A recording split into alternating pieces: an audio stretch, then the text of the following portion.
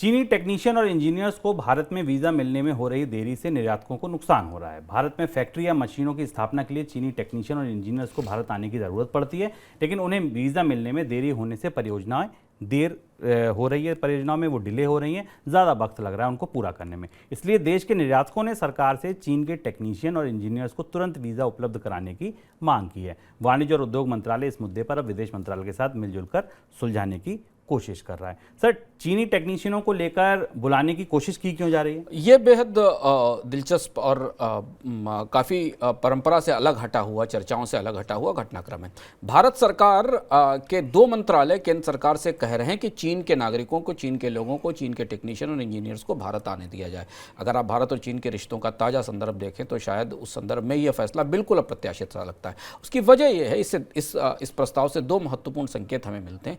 एक संकेत तो ये मिलता है कि भारत में चीन की पहुंच कितनी ज़्यादा है। भारत में चीन की कंपनियां, चीन की फैक्ट्री, चीन के इक्विपमेंट और उनके कैपिटल गुड्स जिस तरह से लगे हैं या खरीदे गए हैं, जिसके लिए चीन ने भारत में बड़ी एक्सेस की है, सस्ता सामान लाकर, कई तरीके के क्रेडिट देकर। अब उन्हें चलाने के लिए, उन्हें रिपेयर करने के लिए, उन्हें इस्टेब्लिश करने के लिए आपको चीन के लोग चाहिए, चीन की कंपनियाँ, चीन के टेक्नीशियन या इंजीनियर्स चाहिए, जिनके बिना ये काम नहीं हो सकता। दूसरी महत्वपूर्ण बात यह कि भारतीय सिस्टम में चीन की कंपनियों ने अपने भारतीय प्रणाली में सामान तो बेचने के लिए भारतीय प्रणाली का इस्तेमाल किया, पर यहाँ बाकी विशेषज्ञताएं और दक्षताएं विकसित नहीं की है। उनका शायद ट्रेड का तरीका है उस वजह से, और इस वजह से अब भारत की निर्भरता इतनी ज़्यादा हो गई है चीन की कंपनियों के ऊपर कि लेदर और गारमेंट और कई सारे उद्योगों के लोगों को, कंपनियों को सरकार से कहना पड़ा है कि उनका कामकाज ही रुक जाएगा अगर ये कंपनियों के अधिकारी नहीं आए जो फैक्ट्रियों में मशीनें उन्होंने खरीद रखी,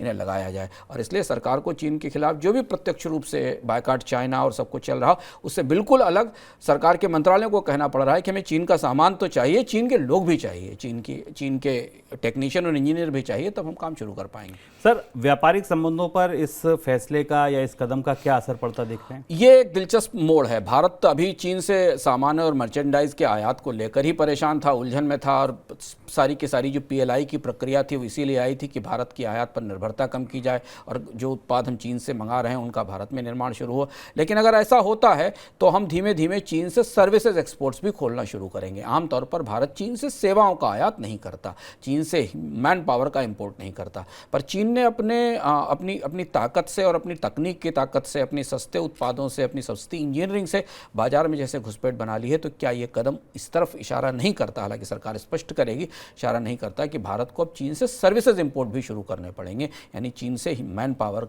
का इंपोर्ट भी बढ़ाना पड़ेगा, चीन से ह्यूमन रिसोर्स भी भारत आएगा, इस बात की संभावना। और ये शिफ्ट अगर होता है तो ये बड़ा शिफ्ट होगा, खासतौर पर ये मौजूदा परिस्थितियों में भारत चीन के जो मौजूदा रिश्ते, उनकी परिस्थिति में तो ये बिल्कुल दूसरे तरफ की बात दिखती है, बिल्कुल परस्पर असंगत बात लगती है।